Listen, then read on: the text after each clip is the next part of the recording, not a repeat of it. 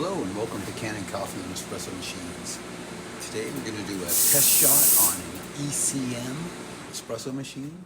Initially came in for a refill box replacement. We noticed a leak in the heat exchange and we went in and tightened up a lot of those connections. Anyway, let's do a test shot.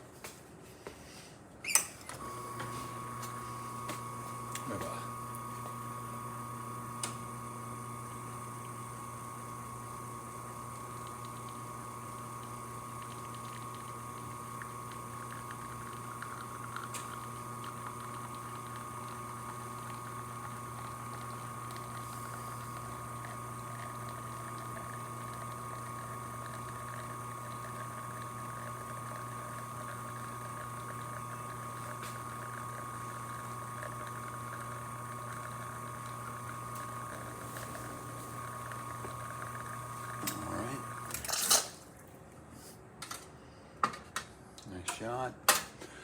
Check some hot water. Steam.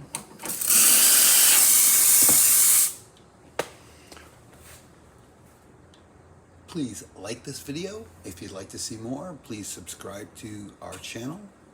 Thank you for repairing with Kanen Coffee and Espresso Machines.